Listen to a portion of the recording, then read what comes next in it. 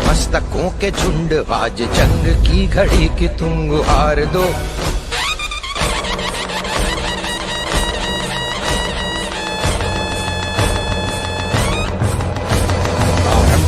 प्रचंड बोल मस्तकों के झुंड, आज जंग की घड़ी की तुम गुहार दो। आन बान शान या की जान का हो दान, आज एक धनुष के बाण पे उतार दो।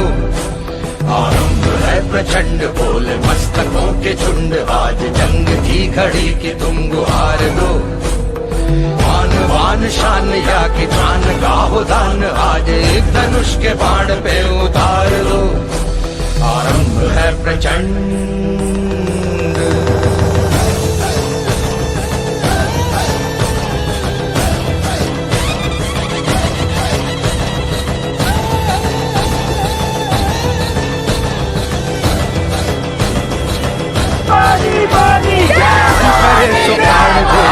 करे सो प्राण ले, वही तो एक सर्वशक्तिमान है। मन करे सो प्राण दे, जो मन करे सो प्राण ले, वही तो एक सर्वशक्तिमान है। कृष्ण की पुकार है, ये भागवत का सार है कि युद्ध ही तो वीर का प्रमाण है। कौरवों की भीड़ हो या पांडवों का नीड़ हो, जो लड़ सका है वो ही तो महान है। जीत की हवस नहीं, किसी पे कोई वश नहीं, क्या जिंदगी है ठोकरों पे मार दो।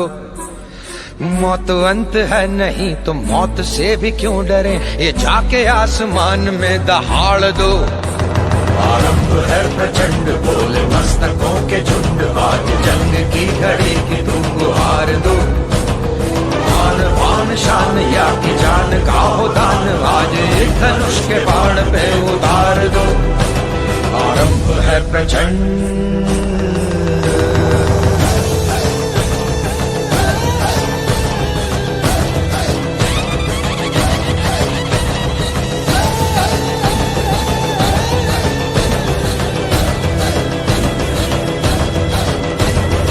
वो दया का भाव या कि शौर्य का चुनाव, या कि हार का वो भाव, तुम ये सोच लो। वो दया का भाव या कि शौर्य का चुनाव, या कि हार का वो भाव, तुम ये सोच लो। या कि पूरे भाल पर जला रहे विजय का लाल लाल ये गुलाल, तुम ये सोच लो। रंग केसरी हो या मृदंग केसरी हो, या कि केसरी हो ताल, तुम ये सोच लो।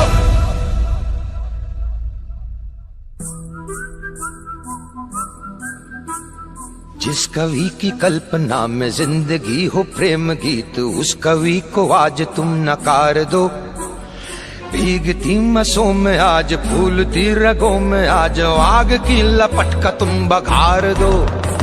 आरंभ है प्रचंड बोल मस्तकों के झुंड, आज जंग की घड़ी की तुम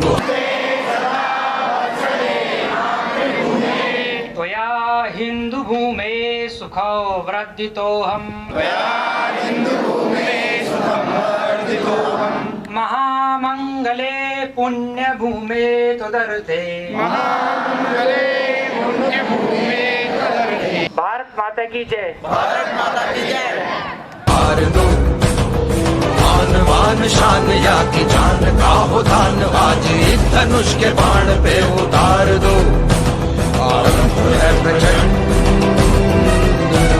आरंभ है प्रचंड। आरंभ है प्रचंड।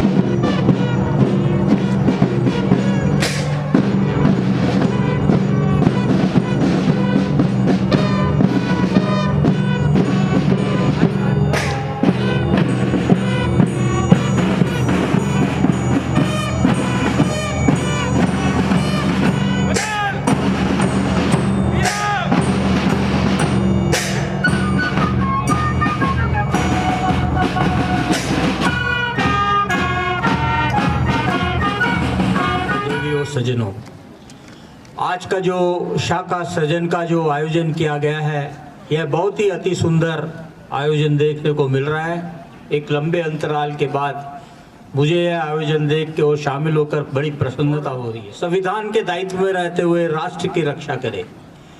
हमारे संविधान का जो भाग तृतीय है वो मूलभूत अधिकारों को बताता है। उसमें आप जब देश 800 वर्ष की गुलामी के बाद में जब आज़ाद हुआ तो यह परिकल्पना की गई कि भारत राष्ट्र कैसा हो। भारत राष्ट्र एक ऐसा राष्ट्र हो जिसमें राम राज्य की परिकल्पना हो। भाग तृतीय मूलभूत अधिकार है, उनमें जो शांति निकेतन से जो चित्रकार थे उन्होंने जो भारतीय संस्कृति की थी उसको चित्रित करते हुए भाग 3 में भगवान श्री राम, सीता मैया, लक्ष्मण भैया का चित्र उसमें अंकित किया गया है। आज का जो आयोजन किया गया है, मैं बच्चों को यही कहूँगा, स्वयं सेवकों से यही कहूँगा कि वो भगवान राम को अपना आदर्श मानते हुए अपने जीवन को आगे बढ़ाएं। कि जो अपनी संघ की शाखाएं हैं और विशेष करके जो विद्यार्थी कार्य है, लगभग 97 वर्ष पहले जिन परम पूजनीय डॉक्टर केशवराव बलिराम हेडगेवार जी ने पहली शाखा प्रारंभ की थी नागपुर में, आज उन शाखाओं का एक व्यापक विस्तार जो देश में हुआ है वो अपने जयपुर महानगर में भी देखने को मिल रहा है। लगभग 100 वर्ष के अपन हो रहे हैं 1925 में, सब याद रखना सभी स्वयंसेवक। आपकी उम्र बहुत कम होगी, आप में 10-12 वर्ष से लेकर के और 25-30 वर्ष की आयु वर्ग के और कुछ बड़ी आयु के भी व्यवसायी कार्यकर्ता भी इस संगम में सम्मिलित है। लेकिन 100 वर्षों से कोई काम चल रहा हो और 100 वर्षों से चलते हुए काम में, और हम सब जानते हैं कि आदमी 10 वर्ष करता है, 20 वर्ष करता है, उसके बाद थक जाता है। 25, 30, 40 वर्ष तक अनेक संस्थाएं खड़ी होती है और वो संस्थाएं भी बंद सी हो जाती है। लेकिन डॉक्टर हेडगेवार के द्वारा जो बीजारोपण किया गया था 97 वर्ष पहले, और जिसको हमने कहा ये हमारी शाखा है, उस शाखा का चमत्कार आज हम देख सकते हैं कि 100 वर्ष के बाद में भी हमारी शाखा वैसी हंसती खेलती शाखा है। शाखा है इसका मतलब हमारा संघ भी ऐसा ही है। जहां बालों का संघ वहां बाजे ढोल मृदंग। विश्व के अंदर संघ एकमात्र ऐसा कार्य है, उसको भले ही आप संगठन का एक प्रवाह, विचारों का प्रवाह, संस्था, बोलचाल की भाषा में कोई अनजान व्यक्ति कुछ भी कह दे, लेकिन नित्य नूतन चिर पुरातन ऐसा अपने संघ के कार्य के बारे में और कहा गया है। और इसलिए हम संघ के छोटे छोटे स्वयंसेवक हैं। तो अपने मन में एक बात पक्का रखना कि हम गली में खेलने वाले सामान्य बच्चे नहीं हैं। हमको गली में से पकड़ करके यहां नहीं लाया गया है। हम शाखा में जाते जाते स्वयं सेवक बने हैं। और इसलिए आप सबको स्वयं सेवक का थोड़ा सा अर्थ बताता हूं। स्वयं सेवक उसको कहते हैं जो अपनी स्वयं की प्रेरणा से शाखा आता है। और इसलिए संघ के प्रारंभ से ही अपने डॉक्टर जी ने हम सबको एक मंत्र दिया है, शाखा मतलब 1 घंटे की शाखा। करना क्या है? तो एकत्र आना। एकत्र आकर के क्या करना? तो थोड़ा व्यायाम करना, फिर अच्छे खेल खेलना, और खेल भी ऐसे खेलना जिसमें किसी साधन की आवश्यकता नहीं पड़े, जिसमें बैट बॉल की आवश्यकता नहीं पड़े, जिसमें नेट नहीं लगानी पड़े, जिसमें कोई कोर्ट नहीं बनाना पड़े, जिसमें कोई पिच नहीं बनानी पड़े। और कैसा भी छोटा मैदान यदि हमको मिलता है, कंकड़ है, पत्थर है, उजड़ा हुआ है, तो उसको हम स्वयं साफ करेंगे और वहां पर हम खेलते हैं, उसको कहते हैं शाखा। और इसलिए ऐसी शाखा के अंदर इन छोटे छोटे कार्यक्रमों को प्रारंभ किया। तो ऐसा अपना ये जो राष्ट्रीय स्वयंसेवक संघ का काम है और उसकी जो ये शाखा है।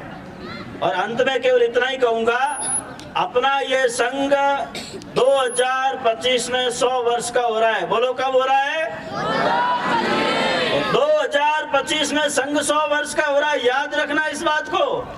100 वर्ष का संघ बुढ़ा नहीं है, 100 वर्ष का संघ में खूब बाल गोपाल है, 100 वर्ष के संघ में खूब तरुणाई है, और 100 वर्ष के संघ में जामवंतों की भी कोई कमी नहीं है, जो हमको राह पर चलाने के लिए मार्गदर्शन करने वाले लोग भी है।